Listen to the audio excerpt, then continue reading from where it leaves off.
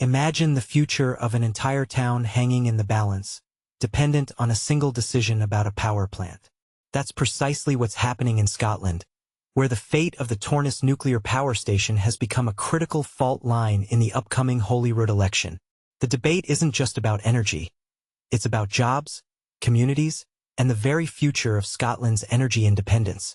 For those unfamiliar, Torness, located on the scenic banks of the Forth, isn't just another building.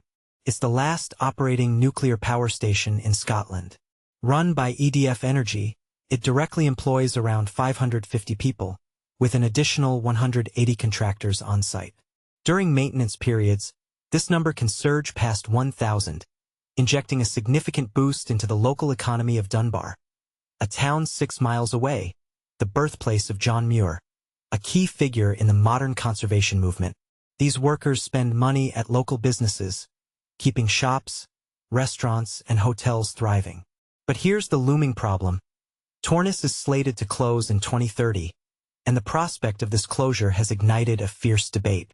Andrea McPherson, an environmental compliance coordinator at Torness who grew up in Dunbar, emphasizes the positive impact the plant has on the community, particularly during outages when a large influx of contractors supports local businesses. Morag Miller, who transitioned to Torness from the oil refinery at Grangemouth, highlights the lack of low-carbon alternatives for displaced workers like herself when the plant shuts down. The political landscape is adding fuel to the fire. The UK government at Westminster is pushing for a new golden age of nuclear power. And this is the part most people miss.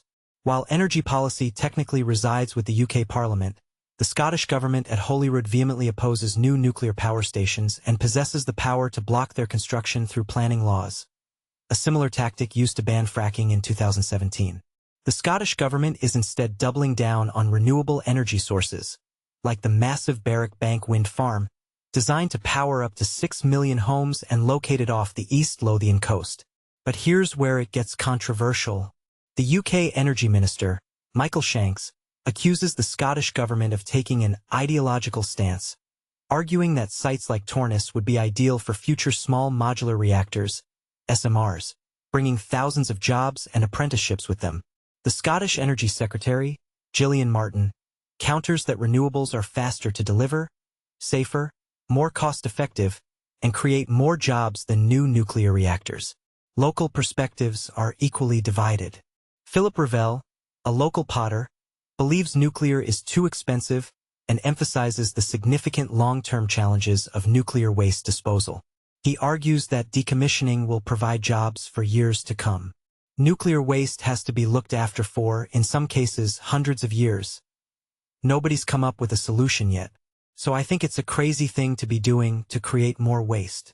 In contrast, East Lothian Council leader Norman Hampshire is urging UK ministers to assess the Torness site for potential replacement, recognizing the devastating impact the closure would have on Dunbar and the surrounding area. He emphasizes that while he supports renewables, nuclear is the only reliable baseload power source available when the wind isn't blowing. He believes a change in government after the next Scottish Parliament election could potentially overturn the ban on new nuclear. SNP councillor Lynn Jardine, representing Dunbar, counters that renewables offer a quicker and more cost-effective solution, citing the delays and cost overruns of the Hinkley Point C nuclear project in England. She believes East Lothian will remain an energy generation hub through renewables, negating the need for new nuclear. Other political parties have weighed in as well. The Scottish Conservative leader has called the nuclear ban boneheaded and pledged to overturn it, while the Scottish Greens are firmly against nuclear entirely.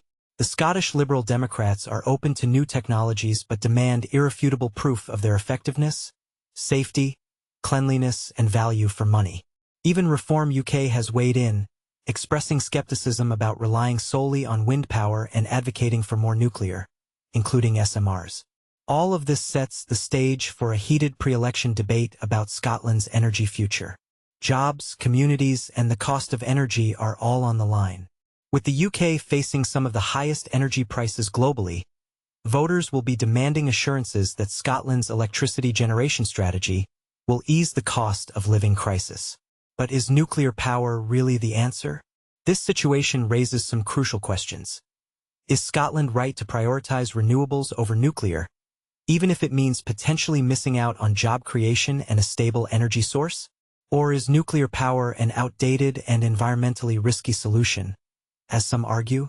Could small modular reactors offer a compromise, providing a cleaner and more efficient alternative to traditional nuclear plants? And ultimately, what role should local communities play in deciding the future of their energy infrastructure? What do you think is the best way forward for Scotland's energy future? Share your thoughts and opinions in the comments below.